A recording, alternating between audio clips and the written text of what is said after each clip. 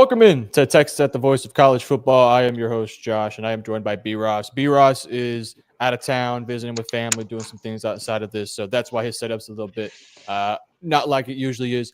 We're making it work, though. We got a jam-packed episode today. We're going to talk about the college football playoffs that's going on right now. We're going to talk about this freshman article on ESPN that I find to be really interesting. We'll talk about Arkansas game. We'll talk about Texas being 9-3 potentially. I want to start us off, though, B. Ross. You did not get your chance to voice your thoughts on the Georgia game. So I'm going to go ahead and give you a platform now. Give me your 15-minute rant on the Georgia game, and because I got some thoughts too. I don't even need 15 minutes, honestly. Everything boils down to Texas is soft.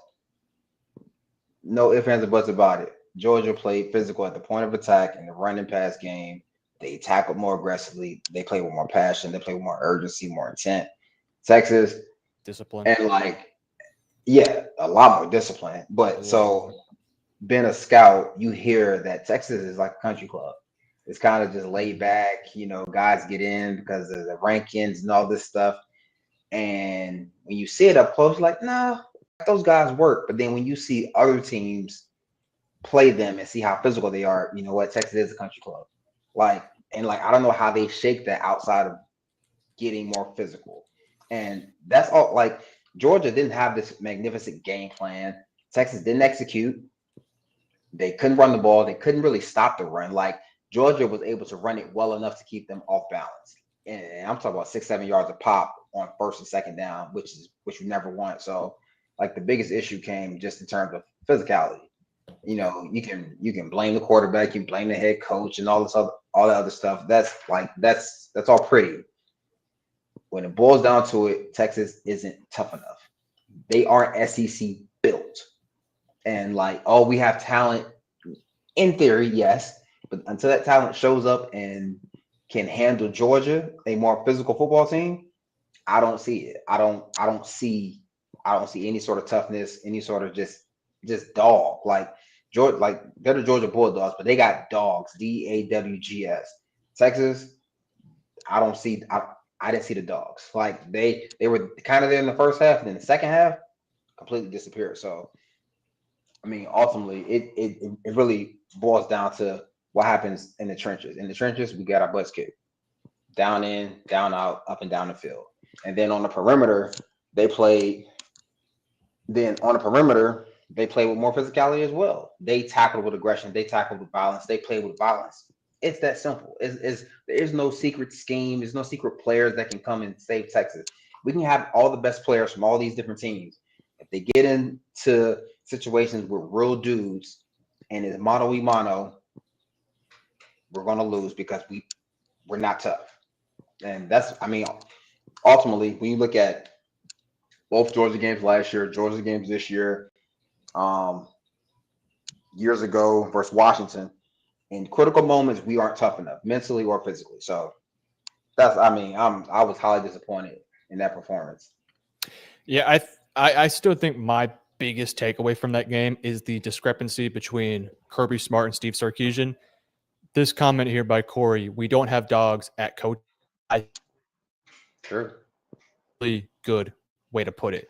Steve Sarkisian got destroyed by Kirby. And Kirby had less than a week to prepare for this game. I mean, I'm sure he was preparing in advance, but he really only had a week to actually get full preparation for it. Texas had a full 2 weeks, and they were the healthiest they ever were. And I thought Arch was great. I don't put any of this on Arch. I thought he made some awesome throws, even under pressure. Well. Yeah. He played very well. And I thought, generally speaking, we got some things going in the run game, but Sark abandoned it. He got too cute. And this is a tendency he does have where in these big moments, and it's frustrating too, because you watch that Alabama game in 2023 and it was like we were balanced. We ran the ball. We passed the ball. Everything was flowing. And it just feels like this offense does not trust itself. Steve Sarkisian does not trust his offense, the offensive personnel to get the job done. And it's really frustrating because that first drive, he set up some things that were really interesting, like the DeAndre Moore in the backfield. The run game was effective. Every play had some sort of motion. And it was like, this is a really good script, but can you work off of it? And the answer was no. I mean, it was a astounding no. And then on top of what I thought was a weird game plan from the offense, well, I shouldn't say that. What I thought was the adjustments they made on the offense was poor. I thought the game plan coming into the game from the defense was horrendous. How far they are playing off these receivers, giving. So I have mixed feelings about that because as a DB, at some point, you just don't play that far back. I don't care what coach tells me. It's nothing you can tell me. I'm not playing 9 yards off. And like, I know as a player, I've done it before just to spite the coach when I say, I'm going to do exactly what you tell me to do because I know it's not going to work. Yeah. But for me and my teammates, I know that if I play at 7, I'm good. I can get to a 9 ball. I can backpedal, get to where I get to. The fact that they play like that throughout the entirety of the game, that showed fear.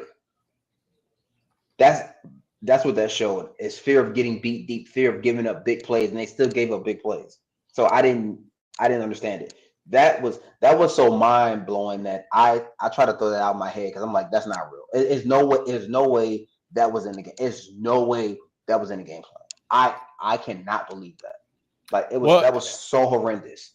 Yeah, and horrendous. The first 2 drives, they just instantly went down the field. Then they made the adjustment to be a bit more aggressive, and it worked. And for 2 quarters, you could see the defense was making plays, the defensive line was getting after it. They were blitzing linebackers. They were showing some complex looks.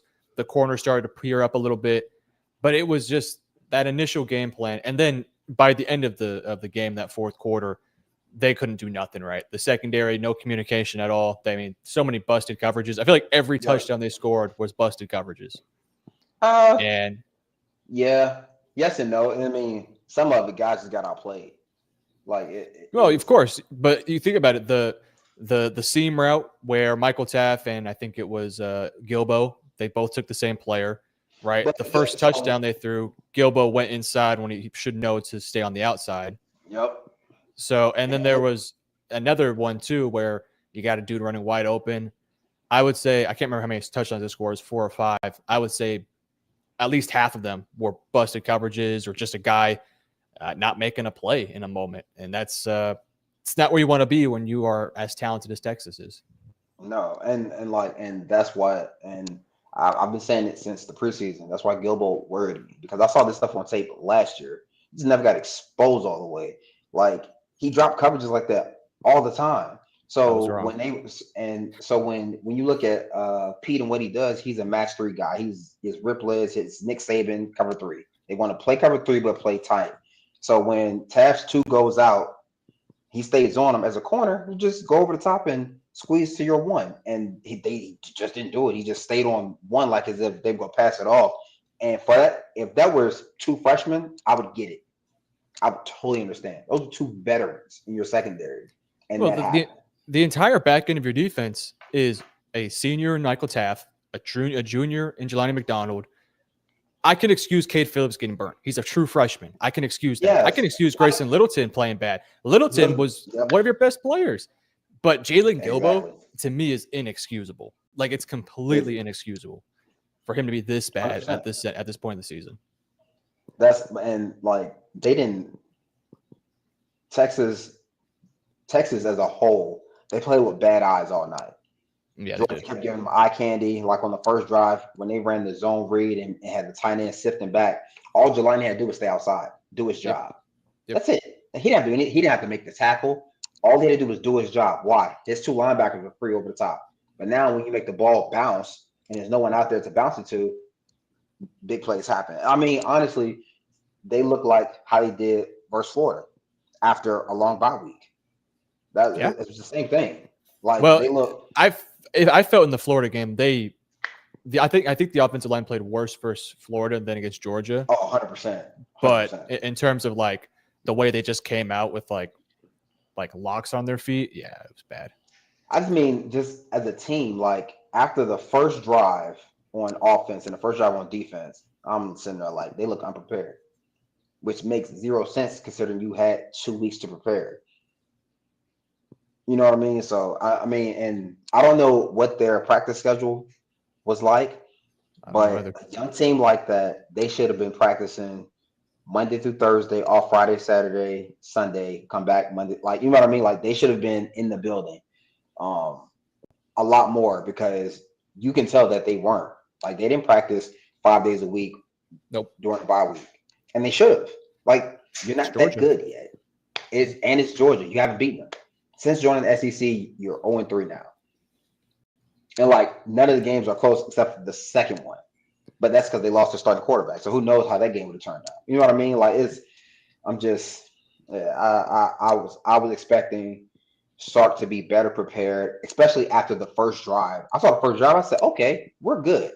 Like if he keeps mixing things up, but commits to the run as well, and then like you let Arch play, I think the game stays 14-10 for most of the game, and we hang in there.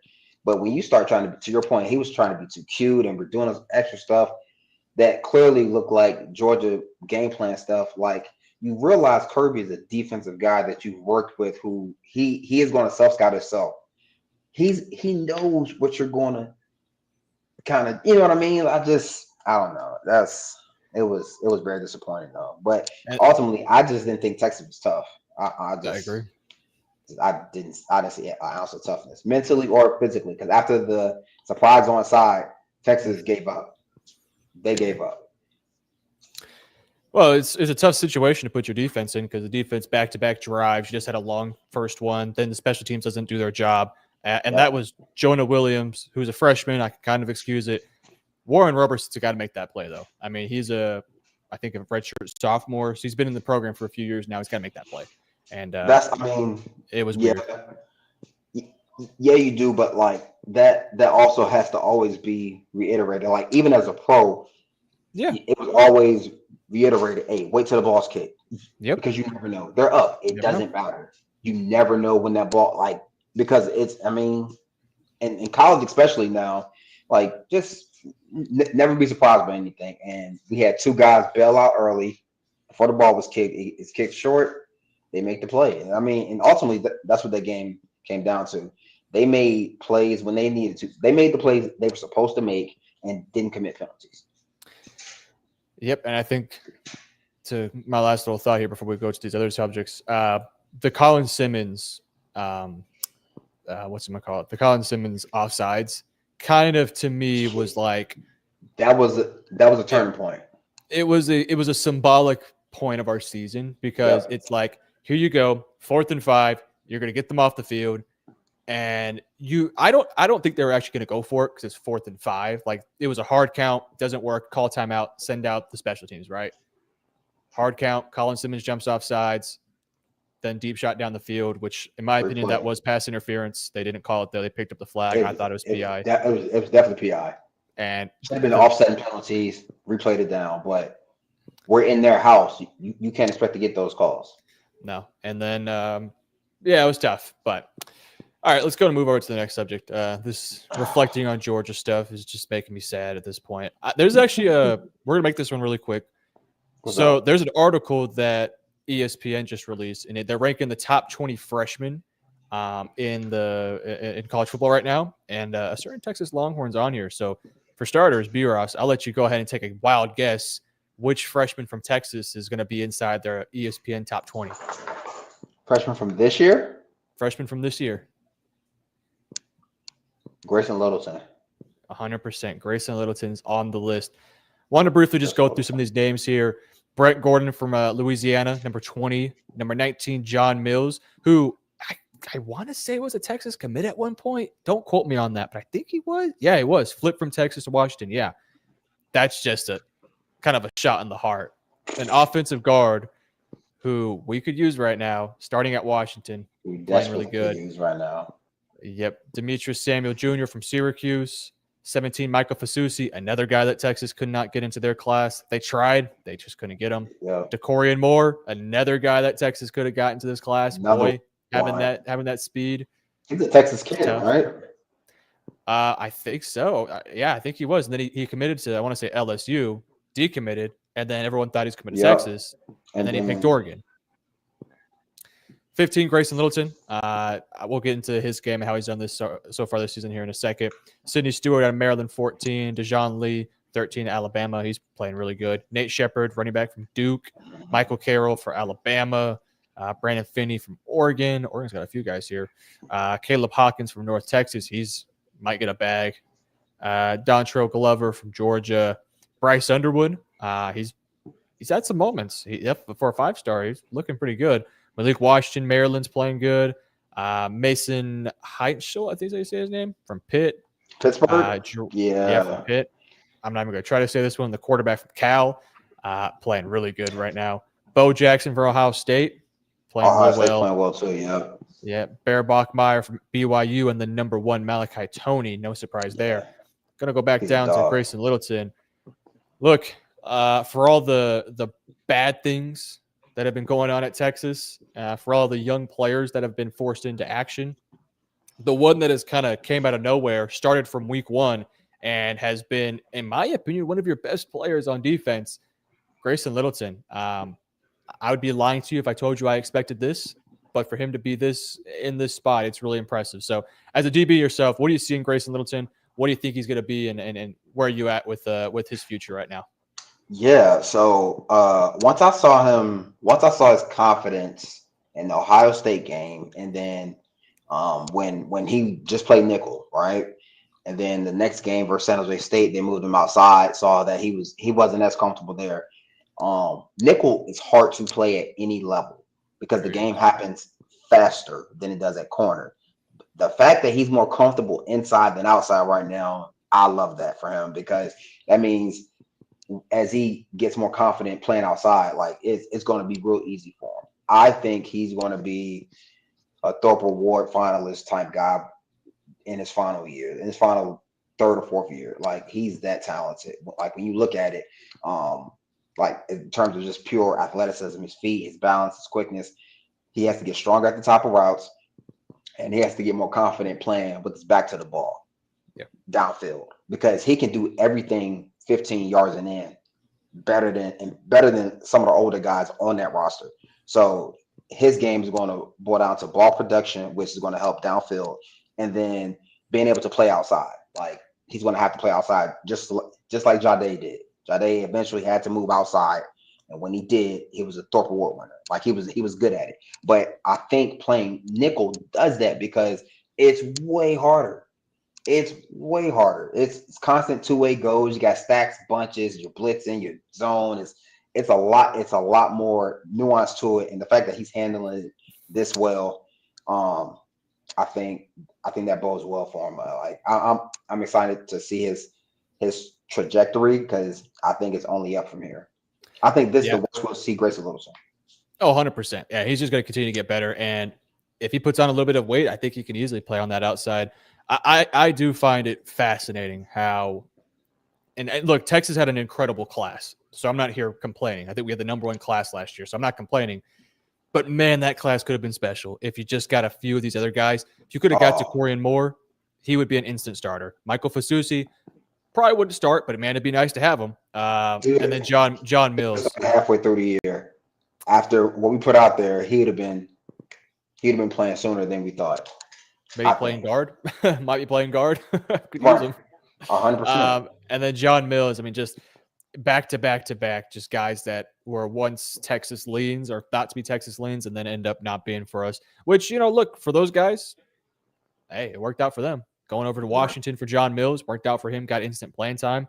And we have some talented freshmen for sure. And to answer David's question, yes, it's true freshman. So Grayson Littleton coming at 15 there was actually really impressive for him. And we got some other freshmen too that haven't gotten as much action, but you've started to see an increase. Obviously, James Simon, we're expecting any moment now for him to be something special at Texas. Lance Jackson, who I'm a big fan of. He's playing. He just keeps getting better to me. The more he plays, the better he gets. He's gonna be good. 100%. And then the other Justice Terry, he got some reps versus Georgia. He got a lot of reps versus Georgia, so going to see more of him. And Jonah Williams will get more involved. Cade Phillips has been getting reps too, and not the best game from him, but that's a tough ass to be thrown into that situation. We've seen Nick Brooks a little bit. We've seen Dalen McCutcheon a little bit. So, and Nick Townsend too. A lot of talented players in this class, and it should only just continue to get better for sure. Absolutely. All right, let's. We're still waiting on the final college football bracket to come out. We've seen part of it. We'll talk about that here in a second. Really quickly, let's go in and just talk about the Arkansas game. We're kind of bouncing around here. So Arkansas comes into the season and they have had a rough year. They fired their coach, and it has been a season to forget. But even though their record is not great, guys, this is a really competitive team. They're 2-8. This might be the best 2-8 team I've ever seen. No doubt. I'm gonna share my screen to show you guys the scores of their games. So far the year, they started the season off 2-0. They had a 6-point loss to Ole Miss, a 1-point loss to Memphis. They got blown up by Notre Dame. A 3-point loss to Tennessee. A 3-point loss to Texas A&M. 9-point loss to Auburn. 3-point loss to Mississippi State. 1-point loss to LSU. They are like no joke. If they had an extra field goal in every single one of these games, they would be what 1, 2, 3, that playoff race. 4, 5. They would be like genuinely speaking. If they win these overtime games, they would be like, because they would have beaten Texas A&M. Yeah, they would have. You're right. Well, they would have tied them and then go to overtime. We'll see, but yeah, a couple things go their way. You beat A&M, a couple things go your way. Like this is a ball club that if you sleepwalk through, they will beat you. And we have seen Texas at times play down a competition. The Florida game, the Kentucky game, the Mississippi State game, all those games were games that Texas thought they were going to win. And then next thing you know, you're in a dogfight or you're getting blown out. And the thing that worries me, and it worried me since earlier in the year, they can run the ball at an elite level. If they want to line up and run the ball with their quarterback, and I forgot the back's name, but he's really good. Good vision, strong. Bro, I like the way he plays the game. And you pair that with a dynamic quarterback, like now that defense is going to give up points in big plays. Yeah. They do at an alarming rate. But with that being said, they can also just control the ball. Like Bobby Petrino is a really good play caller. He like in spite of losing their head coach, they've been competitive in every game except for the Notre Dame game. Notre Dame, they have the best running back in the country, and he just took over. Nothing they can do about that. Everyone else, Texas A&M included, they had Texas A&M on the ropes. Oh yeah, on the ropes. The entire game had them scared. So this game worries me because they do what I don't think we're good at, which is being physical. Like they're like at the least they're tough, they're physical. So that worries me. Let me read some numbers to you. Taylor Green, 2,500 yards. I think he's the true senior or maybe redshirt senior. He's been up there in the college football for a while. 19 touchdowns, 10 interceptions. He's been sacked 24 times. Running back Mike Washington averages 6.5 yards per carry, 913 yards, 7 touchdowns. That's almost triple what Trey Wisner has, by the way. Taylor Green, in addition to that, has 719 rushing yards, 5.8 yards a carry, 7 touchdowns. Then they got another running back, Braylon Russell, 55 for 286. He averages 5.2 yards a carry, has 5 touchdowns. Receiving wise, I wouldn't necessarily say they have a dominant number one, but they got some guys. Omega Blake, 51 receptions, 678 yards, 4 touchdowns. Raylan Sharp, 492, 3 touchdowns. They use their tight end, Rohan Jones, sparingly, but he makes big plays when he gets that ball. 13 receptions for 411 yards and 4 touchdowns, too. Kind of a spread it out, more stout offense. And defensively speaking, we talked about it. They're not good. They have a dude named Quincy Rhodes, who is a big defensive lineman that has 8 sacks on the season. He can get after the quarterback a little bit. This is not a great defensive line, but we said the same thing about Kentucky, Florida, Georgia, Mississippi State, and they all got after the quarterback. So, oh, man, I'm so happy this game's at Texas because if this game was at Arkansas, I would be very nervous. And I am nervous, but I'd be even more nervous. This is it's going to be a tough game. So what would be the biggest key to beating Arkansas, given those numbers? I mean, we got to stop the run, first and foremost. Like, that's what they want to do. That's what they pride themselves on doing, is running the football. So, like, we got to stop the run. And, like, somebody has to show up as a run. Like, Trey Wisner, CJ Bell, like, somebody got to show up as a running back. Yeah. Like, we aren't getting, granted, Sark isn't calling the game in their favor sometimes, but we need something out of that running back room. So I think this game is going to be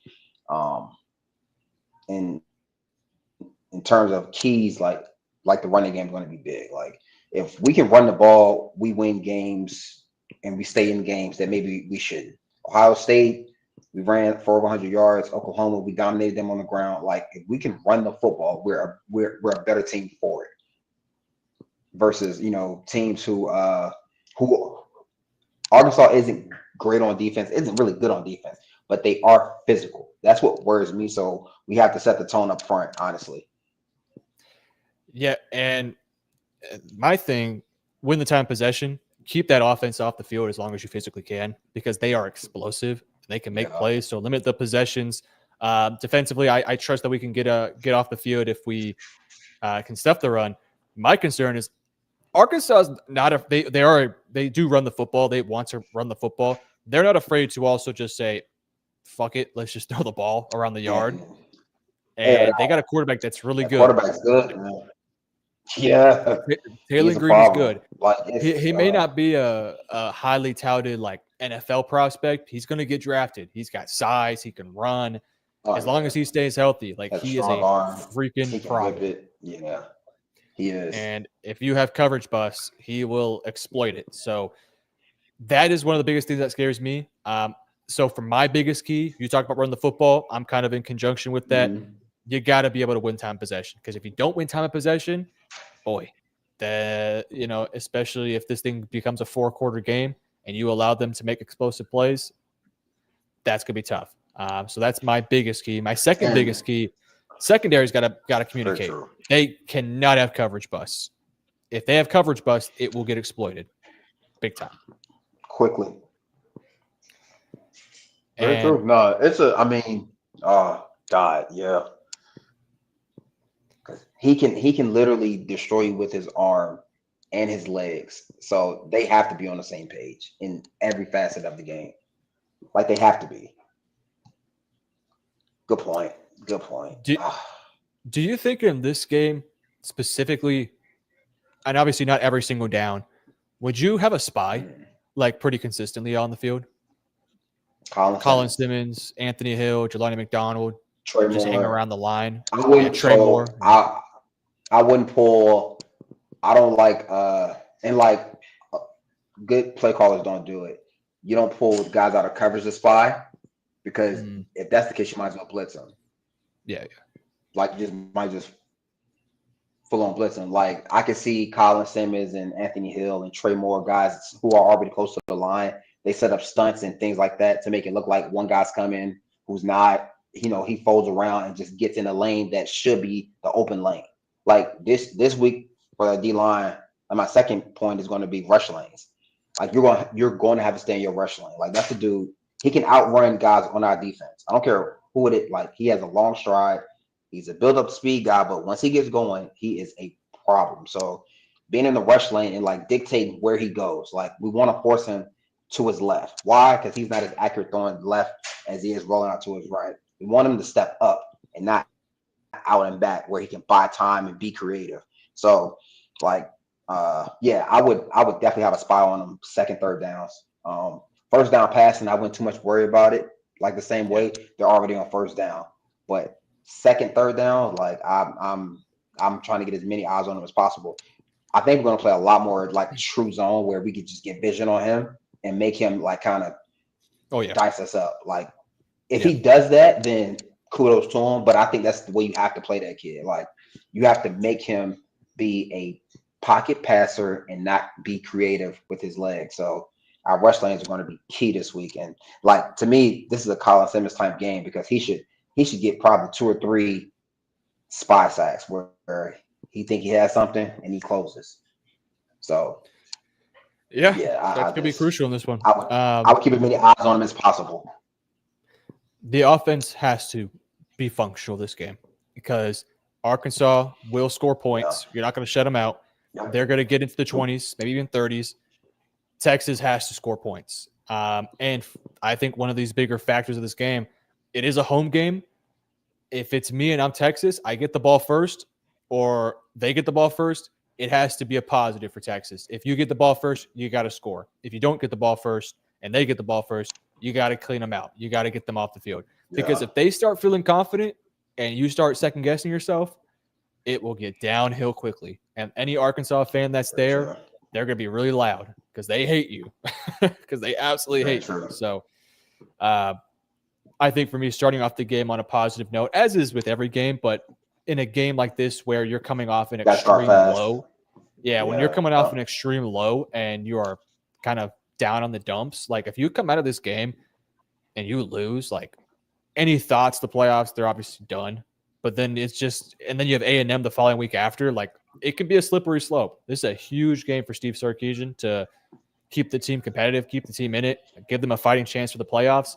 And if you want to make a statement here, blow out Arkansas, head into Texas A&M, and get a win there, it gives you a bit of a runway to maybe make a shot for the playoffs. So, yeah, that's gives you an argument then.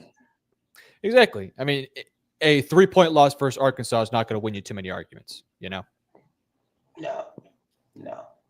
Any other thoughts on the Arkansas game? No, man.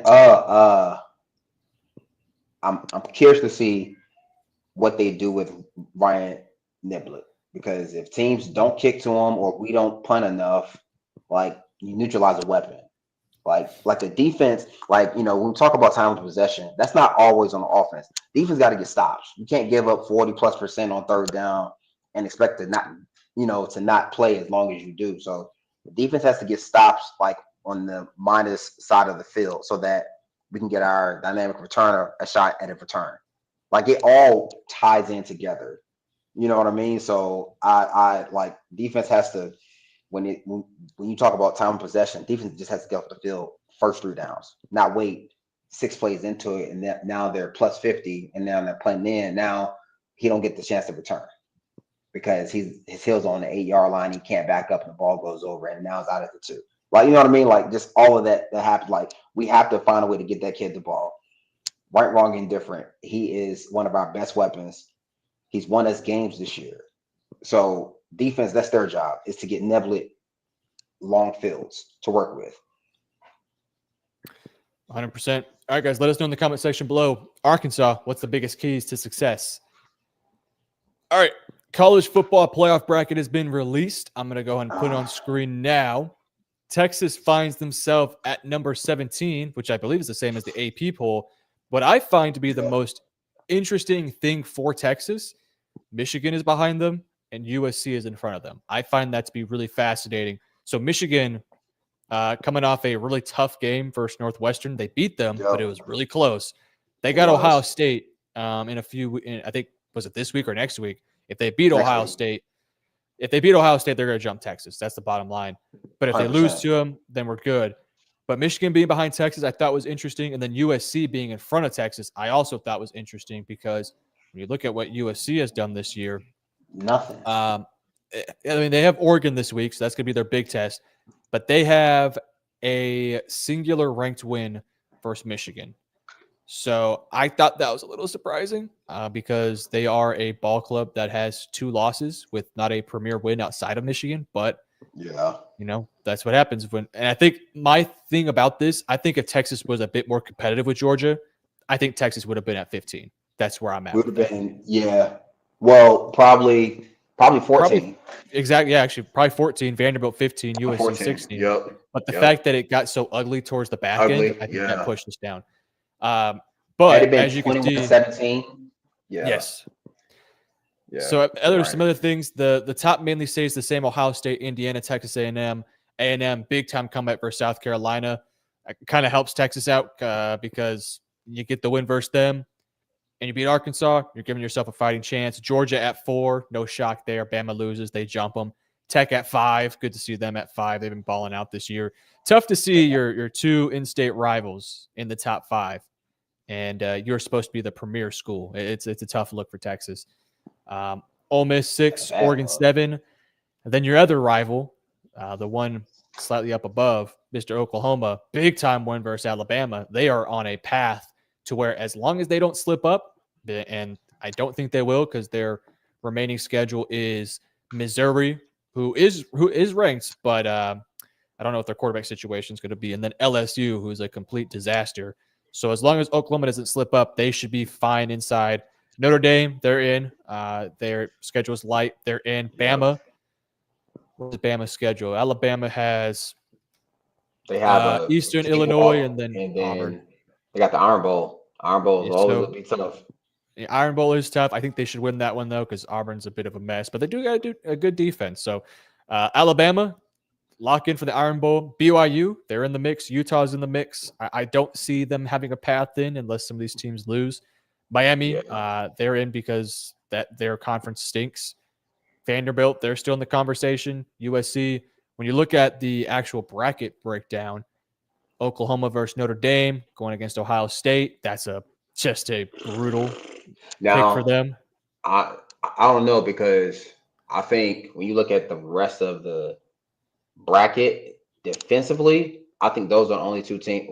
Then maybe Texas A&M. I have to see more of them, but like Oklahoma and Notre Dame, I think they actually match up well on the defensive side of the ball. The issue is I don't think they're good on offense, so the game's not going to matter. So, because like to beat Ohio State, you have to be good on offense. So like you have to have a competent offense to move the ball. So I would love to see. I would love to see Jeremiah Love go up against Arvo Reese and Sonny Styles and them. That would be an awesome matchup. I would favor Notre Dame in this matchup if this played out, but Oklahoma's defense has balled out the past few weeks. I don't know what they were on versus Texas. They were terrible, but they've been really good. Texas has stop the run, but in Alabama can't run the ball. That's the issue. Right. Yeah, you're right. 100%. 100%. You're correct. I don't get that. And then Texas Tech has Tulane. I like Tech in that one. And then they'd have Georgia. That would be a fun matchup. I hope this comes out. Who do you think would win? Tech or Georgia? I would pick Georgia still. But Jacob Rodriguez, oof. But that Texas Tech defense is good. Like that. And I think Texas Tech on offense. I think Texas Tech on offense is better than people give them credit for, because that defense is so good. Like like a lot of their star power, those two edge rushers, Rodriguez, like a lot of their star power is on defense. But the quarterback, Baron Morton, is a pretty good player, and they have some weapons over there that like not too many people know about. I would take the upset right there. Oh, I would. Interesting. And I would take it because it's a neutral site game. True. Unless they play in Atlanta at the Peach Bowl, then it's not. Yeah. But yeah, I would take the upset. That'd be fun. Then you got Oregon, Bama. These are two teams that I think everyone thinks are like super elite, but they haven't really been that this year. No. Bama went on that crazy run, and they've cooled down because they cannot run the football at all. They can't run the ball, right? Yeah. I would take Oregon though. I think I would too. I think Oregon is the more complete team. Just like in their balance, in their defense, like they're way more complete than Bama. And then if Oregon were to win that game, then they would have a rematch versus Indiana, which the first game was fun, but Indiana soundly won that game. So Indiana would like that. This right here is a complete joke. A&M, Ole Miss, Miami, just give it to A&M at this point. Just give it to them. I don't know. After watching that Carolina game, watching versus South Carolina, that is true. That is got true. exposed a little bit. I'm watching. I'm sitting there like, okay, this is where the holes lie in this defense, in this offense, and like Marcel Reed too. They made him struggle, but then the second half, South Carolina didn't adjust at all. Their coach was celebrating. He started sipping the Kool-Aid. He started sipping that Kool-Aid, and Texas A&M went on an all-time run to score 30-something unanswered points, which is crazy. But it's good for Texas, though. I was happy. Facts. I was kind of rooting for them. I was too, because I want them undefeated. Me too. I want them undefeated. The best shot. Exactly. And you know what would be, well, never mind. It's a double-edged sword. I was gonna say if you have Michigan, if Michigan beats Ohio State, then that would put A&M probably at number 2. So that win is even better. Then I was like, oh wait, Michigan then would jump Texas. That's an interesting case. Let me ask you this. I don't think so. Let me ask you. If Michigan beats Ohio State beat Texas, and then Texas beats Arkansas, let's say they destroy Arkansas, right? Just put them in the dirt. Mm-hmm. And then they beat Texas A&M, let's say by over 10 points. Does a 9-3 Texas stay in front of Michigan, or does Michigan, who would be 10-2 with a win over Ohio State, would they jump Texas? We would stay in front because in versus common opponents, we beat Oklahoma. They didn't. Oh, that is true. And we beat them soundly, and they lost soundly. They lost out. Interesting. Yeah. Okay. That's So a cool little story there. so it wouldn't like I don't think and like they struggle versus Northwestern the same way we struggle versus Mississippi State, Kentucky, Yeah, right? sure. It'd be interesting to see how they struggle versus Purdue. Yeah. Purdue's terrible, but so is Kentucky, right? So like we're very compatible. But that head-to-head versus Oklahoma, we beat them. They didn't. We should get the nod to, stay ahead. But who knows at this point? Who knows what this committee's thinking? We just gotta win. Honestly. Yeah. So let me now bring the next question up, kind of a two-part here. Given how this is played out, if Texas were to win out 9-3, can they make the playoffs? And if so, what would be the path for Texas to win or to get into the playoffs? All right. Got to go through the list here. Texas 9-3 can't make it, right? Ohio State can win. Indiana can win. We beat Texas A&M. They drop. We need somebody else to lose. Honestly, that would help. Like if Oklahoma, Alabama, is Alabama, Oklahoma. One of them have to lose. Or Oregon. Oregon has who does Oregon have? Oregon has. They got USC. USC, so that's tough. No, that wouldn't help us. They have Washington too, though. If they lose to Washington, that would be big. That'll help, but they can't lose to USC. They lose to USC. Yeah. USC gets so far ahead that we can't catch them now. Yeah, I agree. I think it's Oklahoma, it's Miami. Well, no, because they're going to get it regardless. Yeah. Yeah, it's Oklahoma, Alabama. BYU losing to Tech again would be nice. BYU's not in though. Are they not? No. Oh, they're not. Well, no. True. Because but you'd still want them to lose just in case one of these other teams lose. Yeah, 100%. So, and then we need Georgia to beat Georgia Tech soundly. Yeah, because if Georgia Tech beats Georgia, they're in. They're in, and I think they're going to the ACC championship anyway. I think because their only loss is to NC State. You know what I mean? So like we need Oklahoma to lose versus LSU or who's our other game this week? They play Missouri. Yeah. Like we need them to trip and stumble. I don't care how they lose. They just have to lose. They lose, they're out. They're done. Alabama, if Auburn can go still one, that'd be their third. Yeah. And then it'd be and Texas would have a win versus Oklahoma. Right. And then it'd be 2 losses for Alabama versus unranked teams. They'd have right. Yeah. 2 versus unranked, right? Because Florida State was unranked when they lost, and then Auburn's unranked. So that'll knock them out. So I think it's just really those 2 schools. Because we went we beat Texas A&M. They dropped no lower than probably 7 or 8. Yeah. Just depends on what happens with Oregon and USC. Because if Oregon wins, Texas A&M loses. They both have 1 loss. Yeah. Oregon will, jump them. Texas or Georgia will jump them. You know what I mean? Like it becomes a cluster up there. But yeah, we need somebody with 2 losses already to get a third, knowing that they don't have any more ranked opponents. Like we have the benefit of having Texas A&M last. Yeah. All cards on that's it. Like you can't write this Disney story better than this. They took a tough loss to Georgia and still made the playoffs. How they had the number 3 team in the country for the last game. You got to win. Easier said than done, but so for Texas fans, what you want moving forward? You want Ohio State to beat Michigan, keep that number 1. You want Indiana to win out. Obviously, you have to beat A&M. Georgia, you probably want them to beat Georgia Tech because you want that loss to look as good as possible. Yep. Tech, you want Tech to take care of BYU and the rest of their schedule just to keep it out the way. Ole Miss, who does Ole Miss have on their schedule? Who's Ole Miss playing? I'm not sure.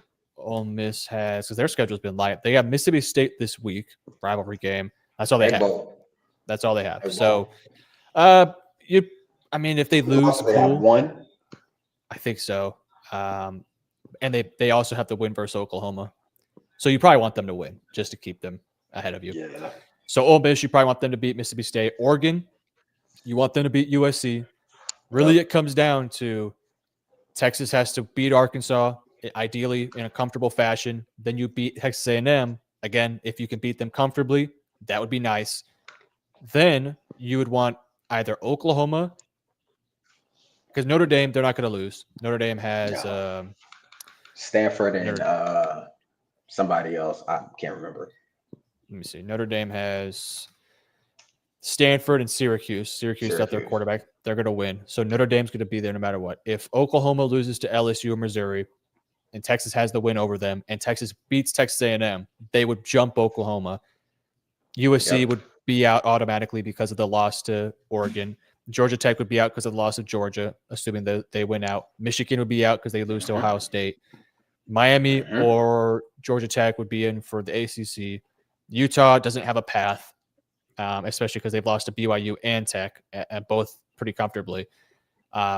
So if that's the case, then you're looking at a bracket of Ohio State, Indiana, let's just say Georgia, Texas Tech, Ole Miss, Texas A&M, Oregon, Notre Dame. Is it crazy to say Texas at 9? No, because we will have more top 25 wins than Notre Dame. And who does Vanderbilt have left on their schedule?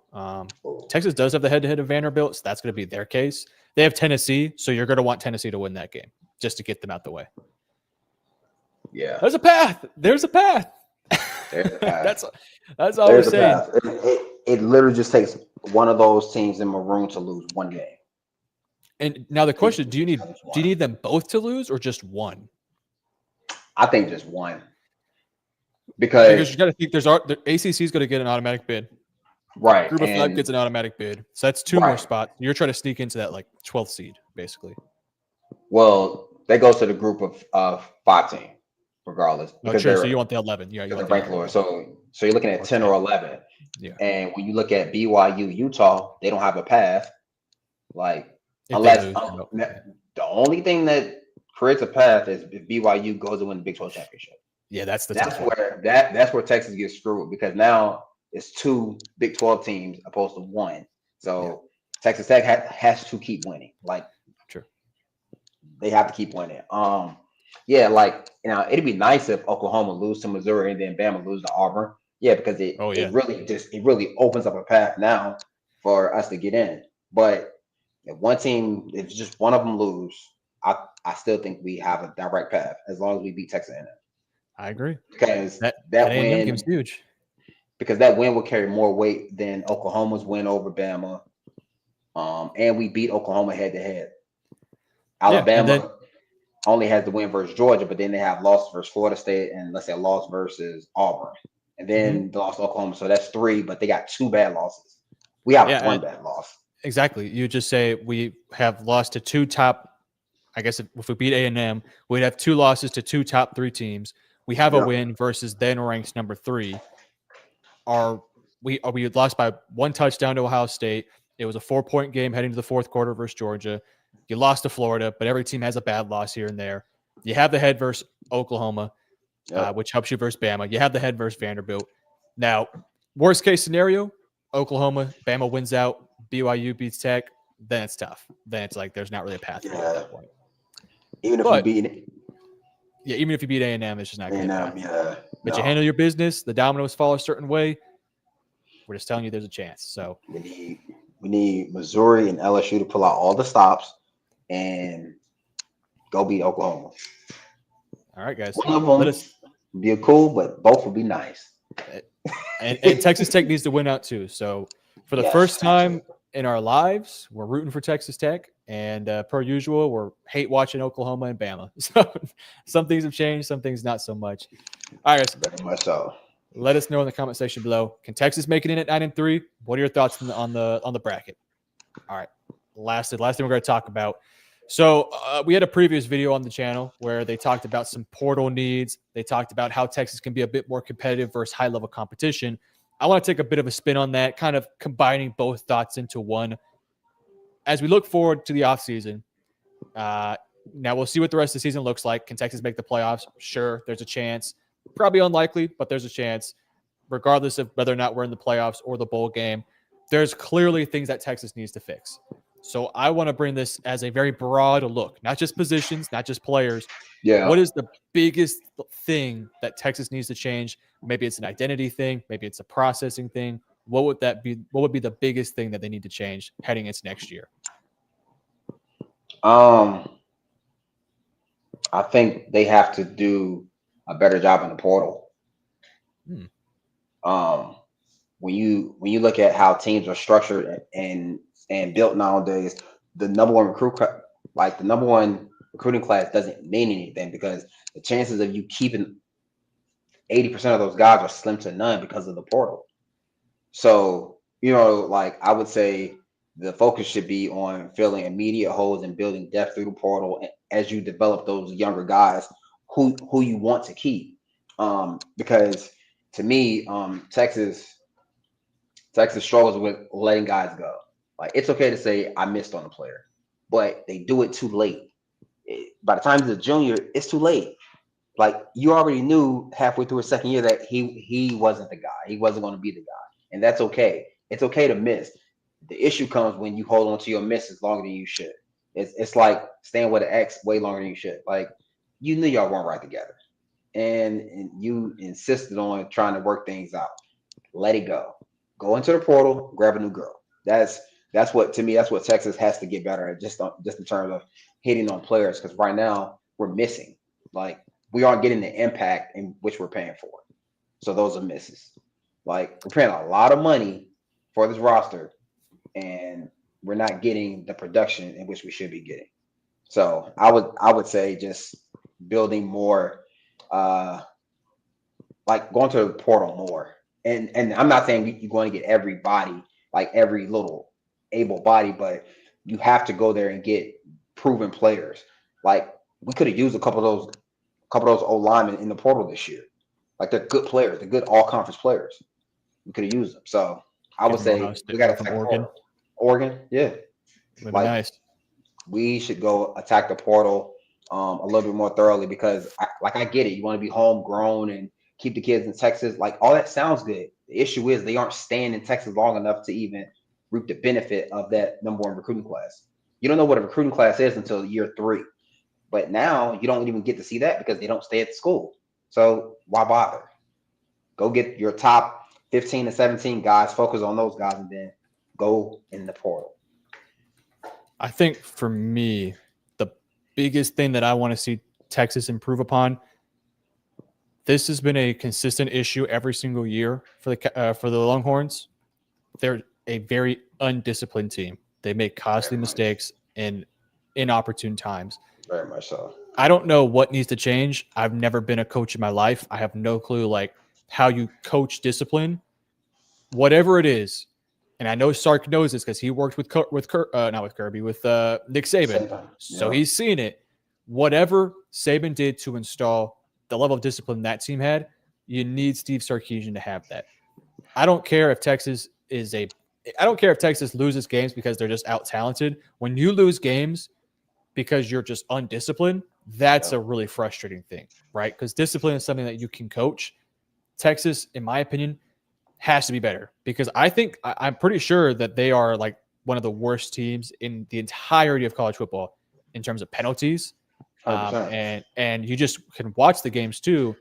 The Georgia game was a great example of it, where had Texas been more disciplined, maybe they get off the field in that 4th and 5, right? Yep. Maybe some of those returns would have worked out for you. I mean, think about that big return that they had on the kickoff that went for like 40, 50 yards, and it got called back because of a penalty. And it was a blatant penalty too, just a bad one. So that stuff's got to be cleaned up to me. Penalties are the biggest thing. I also think Texas needs to do a better job of not having to rely on young talent. And they did that this year, where they relied on Grayson Littleton, who's been good, really good actually, but they relied on him. They've relied on, guys who weren't proven at guard. Neto, Connor Stroh, Nick Brooks at one point. And I'm not saying every position has to be a senior, because you want to let the young guys play. but you have to be able to not have to rely on so many young pieces to work for you, or so many just new faces. Yeah. Like there was a lot of guys coming into the season that didn't play a lot for Texas. Exactly. And that's a big deal. Like I would want guys that have a full season under their belt. Like really think about it. Brandon Baker, no experience at right tackle, barely started.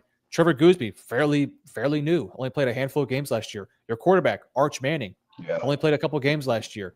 Ryan Wingo, the receiving core is pretty experienced. Jack Andrews is pretty experienced. Look on the defensive side of things, a lot of guys have not played a lot of football over there. And you're asking those guys to take on bigger roles when they're just not quite ready for it. So for me, if I am Sark, I'm going to identify what positions we are inexperienced at, and that's what I would target at the portal, right?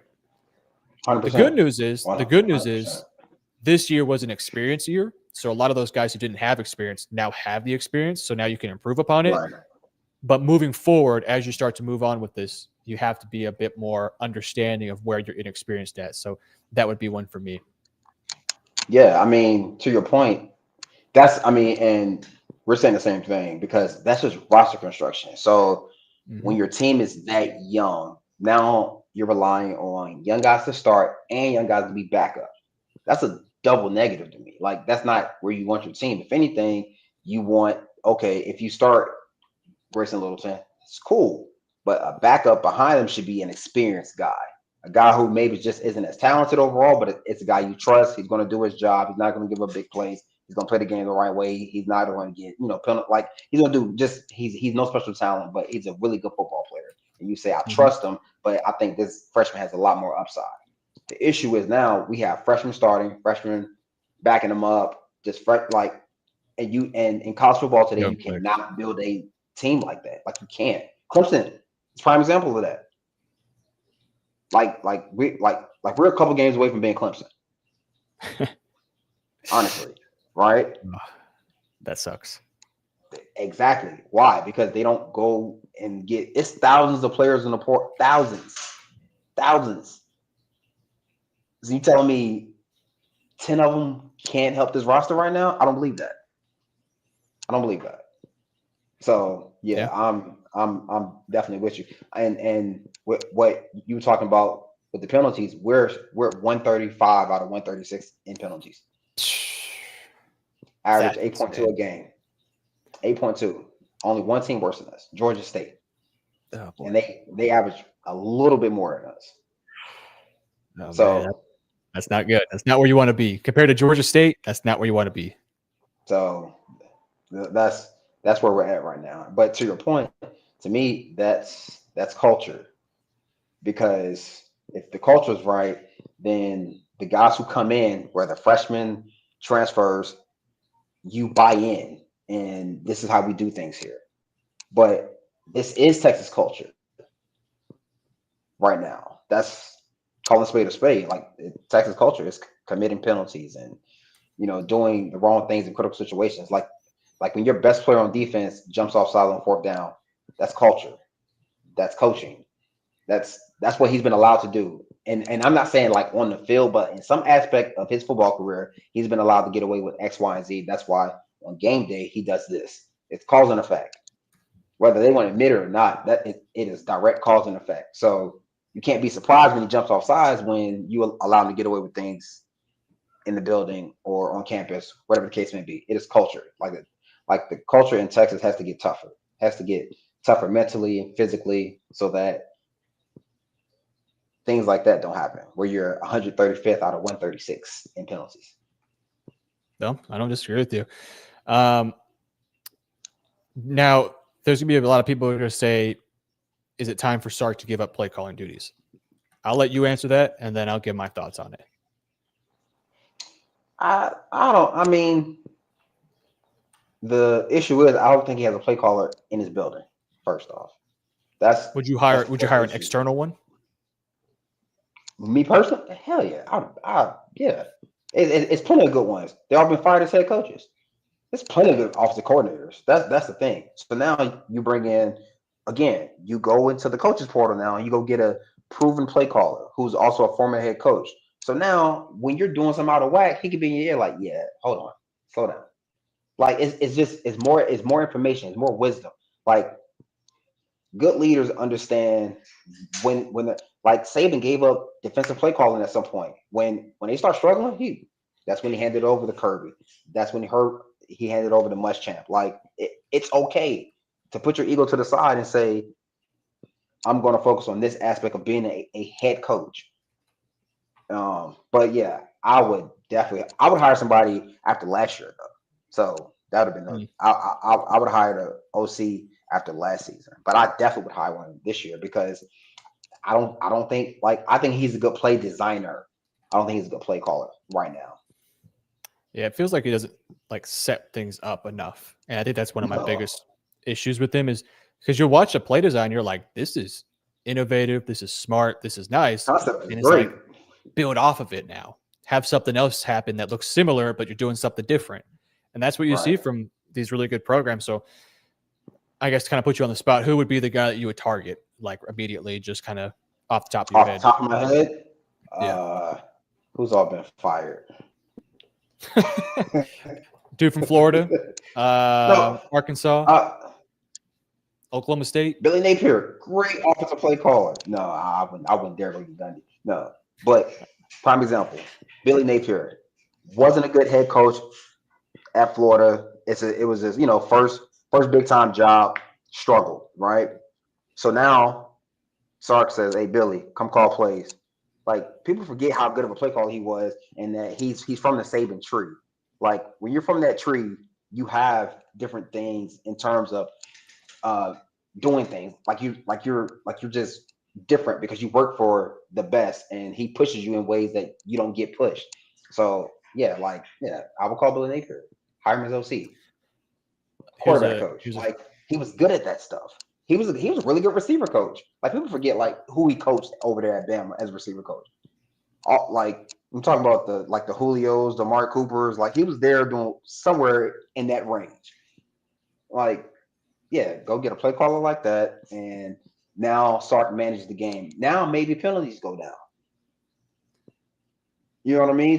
I would off the top of my head that would be my first guy. What about Neuheisel from UCLA? From UCLA, I like him because he does exactly what you said, but his offense is predicated on serious play calling. So it's inside zone with the orbit motion. It's RPO with the same look. It's play action off the same look, and it's play action screen off that same look. A lot of his play calling is predicated on serious play calling. And to your point, I think the best offenses do it. So yeah, I actually like Neuheisel as well, and he'd probably be cheaper. So why not? I'll throw one more at you. He's currently on the Raiders. He might get fired because he's been not so good for them. Chip Kelly, Ohio State, in college, to a national championship for college. Only if he brings the tempo. He will. Oh, Chip Kelly. Only if he brings the tempo, because I think it'd be because good. that's what made Ohio State so well. I do too. I as a college coach and play caller, Chip Kelly is one of the best. I played against him in the NFL, and I know guys who have coached against him. He's so predictable in the NFL. He has certain tendencies that in college they're harder to get a hold of because you're going so fast. You can't do it in the NFL. I just have a hard time because I've seen the Raiders play this year, and he can't get the ball to the dude that they drafted fifth overall. Bro, just turn around and do the ball 25 times. And no, he goes out his way not to give good players the ball this year in the pros. So that one would worry me a little bit, just a little bit. I'm trying to think. But the thing is too is you hire him, he sucks.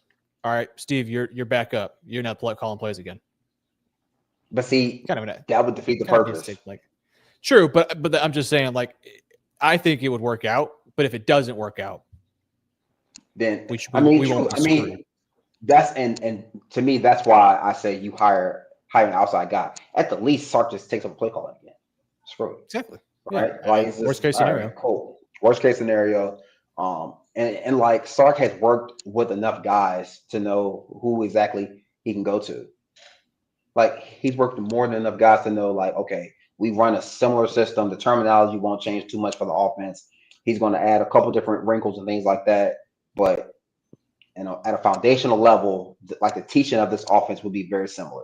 Now Sark gets to manage the game and design plays. I think he's a great play designer. Great play designer. Because he sees the game in like 6D. Like he sees it like that when he's designing plays. He doesn't see it that way live during the game or when he has to make adjustments.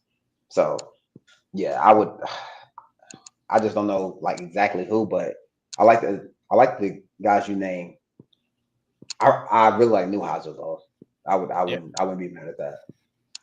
Last little thing I'd say on this little topic here, David Keith Williams put a good comment here. They need to develop a tight end, and I 100% agree. Tight end has been a lost art in the Longhorns this year, and I don't know if it's from a player perspective, personnel perspective. I don't know if it's from a Arch Manning perspective, but the tight ends this year have been a complete nothing burger for us. And I think Texas is at its best offensively when the tight end is really involved in the offense. JT Sanders, Gunnar Helm. This year, there's no tight end you can hang your hat on.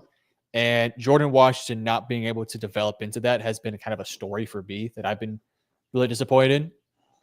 And now it almost feels like he's lost his confidence in a way because of the drop at Georgia and the lack of playing time. I think tight end has to be more involved in your system. And if it's a personnel issue, then get somebody new. If it's not Jack Andrews, go get you a new one. There's going to be plenty in the portal. I like Nick Townsend a lot. I think he has talent, but he's an unproven commodity. You need to find that guy at tight end. That would be, if from any personnel position, I would like to see tight end be addressed here quickly in the offseason. So, and like with tight end, because you can play with so many, I think like we have to just define roles. Like our pass catcher, our run blocker, our motion move guy who's also maybe a fullback. Like we just have guys that all do the same stuff and they're not all good at it.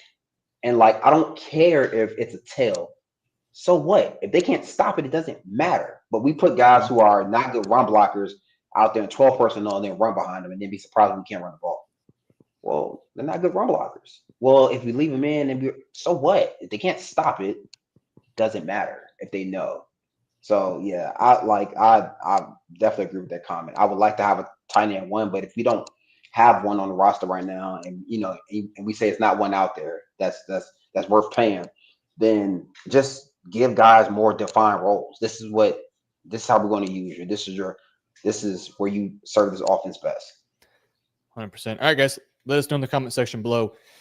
What's the biggest need from Texas? Is it a philosophy change? Is it new coaches? Is it some new personnel? Let us know in the comments below. All right. A couple comments here from David Keith Williams. I just want to briefly cover. Let me see if I can find one. Here's one. Arkansas's quarterback, Taylor Green, is just like the A&M quarterback and South Carolina's quarterback. He can rush for 100 yards in a game easily. I would say Marcel is a bit more shifty. Lenoris is a bit more powerful. Yeah. I would say Taylor Green's kind of a combination of both. He's not as shifty as Marcel Reed, though. Taylor's he can run for 100 yards. Straight line fast. Once he kind of hits a lane, he's going to go as fast as he can straight. And then if a cutback's there, he might take it, but he's not looking to get hit anymore. We got very true. We got a comment from, I'm not gonna say the name, but he's talking crap. Ha ha ha. Texas baby's crying. Losing by 25 November's nasty work. Quarterback needs to be developed. Year 4, no more excuses. I thought Arch was good, man. I thought Arch was balling. Arch in big games averages 1 touchdown pass. Gunnar threw for 4 touchdowns and ran for 1. Year 3. Yeah, well, he's year 3, yeah. And Texas is overpaying for their quarterback. I don't know what you're watching. I thought Arch was balling out. I think that might be some hate watching from you, man. Texas will likely return both starting tackles, but could be replacing. Well, maybe. Texas will likely return both starting tackles, but could be replacing at least 2 of their 3 interior offensive linemen. The number 1 focus is the interior. Texas has to have a big-time running back in 2026. I agree. 100% agree. I think Gooseby returns. I think the right tackle returns, Brandon Baker. Campbell gone. Your left guard gone, and center. I think you can find an upgrade there. Now you do have Cesar Ruiz at center, who you are going to want to be your starter in the future. Yeah. But the question is, do you want to have inexperience there? I think you need at least one guard, probably two, in the offseason if you don't think Nick Brooks is ready yet, which I don't know if I want to go through that again. So, but they're going to have at least one guy inexperienced play in the middle. That's for sure. Maybe it's Ruiz, maybe it's Brooks. They're going to have to find that out. Or just go in the portal and you go get some dudes who have proven to play. Why not? And let those guys develop. Like we live in the microwave era. We want results so fast. It's not realistic for young offensive linemen unless they're like walk on water good. It ain't too many of them. Texas also needs at least one take the top off playmaker at receiver who, unlike Ryan Wingo, can make contested catches down the field. A tight end has to be developed from within the program. I think Emmett Mosley is your contested catch guy. He just hasn't had the opportunities yet. I do agree. They need a guy that can freaking run. They need a burner. An Isaiah Bond, Matthew Golden, Xavier Worthy type burner. And there's guys every year that come out. Like Casey Concepcion is the prime example of that guy. You need a burner that can run down the field. So I do agree that Texas needs that sort of playmaker. Texas has talent on the roster at linebacker and safety, but not nearly at the level of the players they will lose. I think from a talent perspective, they're just as talented. Maybe not at linebacker. I don't think there's a linebacker as talented as Anthony Hill. But at safety, there's talent there. It's just they got to be more developed. Would you agree? They're just improving. Yeah. Yeah, like we Jonah just Williams don't know. Like he's talented for high school, but until we see him in Georgia, in the swamp, in Death Valley, in the Red, like we don't know. Like that's like when you're playing. I don't care what level of Texas football you play. It's not college. I agree. No, so, I think they'd be wise. To a grown man out there. I think they would be wise to take one veteran safety with a lot of playing time, and then Derek Williams next to him, and then Jonah Williams rotating in. Although you might have Jelani McDonald back, who can also play safety. I don't think Jelani comes out this year. You think he goes pro? Oh, you think he stays? Nope. I think he stays. Yeah, I think he does too. I would be a little surprised. So maybe safety's not the biggest issue. Because this draft grade is going to be day 3. Think so? I already know it. Right. I think he probably would be too, because he is athletic. He's got the size and athleticism. It's just the IQ, understanding, stuff like that.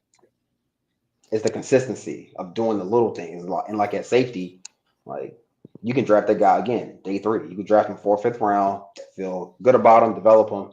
Whereas like his talent says he should probably go day 2. But that's not enough. Let me see. Anything else worth talking about? When Texas Longhorn fans need help from a double-digit amount of teams in order to reach the playoffs, what does that say about the team? It says you're a young team that did not play up to the standard this year. That's what it says. A double-digit amount of teams. No, you only need like teams. You really need help from like 4 teams, really. If you get Oklahoma to lose, Bama to lose, then some of the other teams got to win against ranked opponents, but those are favorites, so you're probably just hoping the favorites win. Yeah. But that definitely says that the team is just young. Like this team, like these guys are babies in college football. Very young too. Yeah. And last one, has Sark given up? No, I promise you he did. No. Sark is going to keep trying. His first season, Texas, I think, won 5 games. Last game, they were a 4-win team, and they just were coming off a couple bad games, and they went out and won the last one, even though the team had nothing to fight for. Sarkisian's not going to quit on the team, so don't be worried about anything like that. No, he's not giving up. it'll be telling real, and it's not how it's not gonna be how we start the game versus Arkansas. It's gonna be all the adjustments in between. That'll tell you what type of energy he's on right there because he didn't adjust well versus Georgia. And then when he did, guys didn't make plays. Like I just like I don't think Sark called a great game by any means at some point, but at some point, there football players have to make football plays. Like guys just have to step up and make plays. agree. Like I can put some of it on Sark, but a lot of times he was putting guys in position to make plays. The defense, they were putting position guys like they put guys in position to make plays. Guys didn't make plays. Big time players make big time plays in big time games. That simple. Sark put the ball in Arch's hands a couple times. Arch made the throw. We dropped the ball. We get a holding penalty. We get a false start. That's not totally on the coach. So I don't think he's giving up. I think like the better question is have the players given up on him? Yeah, I would say probably that would not. be a better At least question. I would hope not. I would hope not, but I don't think so either. But yeah, I don't know. Gotta remain engaged. No. Have to. All right, y'all. You guys can follow us. You can follow me on YouTube, X, Instagram at Metro Sports by T if you like NFL content. You can follow B Ross at 1b.ross, IG, TikTok. You still doing lives on the TikTok and all that?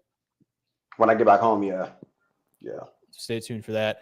We're going to be back on Saturday after the Arkansas game. You can also check out Monday where Matthew and Gerald will be on at 7 o'clock Central Time. And then you can find us on Tuesdays at 7 to 7:30, depending on what time they do the college football playoff stuff.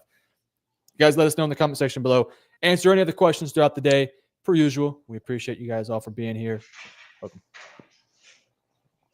College football is even more exciting when you've got some action on the line, and the games are even better when you're cashing in.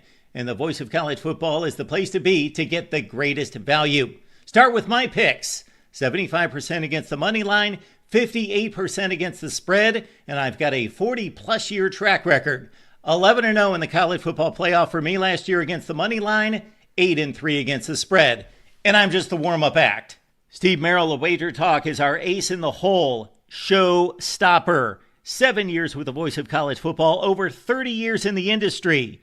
Steve gives us analysis on all the big games, but you can't miss Steve's weekly under-the-radar pick. 28-12 against the spread the last 3 years. You also get picks from some of our top analysts here at the Voice of College Football, including Corey Bratta, Matt Zemek, and Steve Dace. Check out those numbers. Become a YouTube or Patreon member for just $99 per month. Go to the main channel on YouTube, click join, and then select the betting tier. Do the same thing on Patreon. Make 2025 a winner now.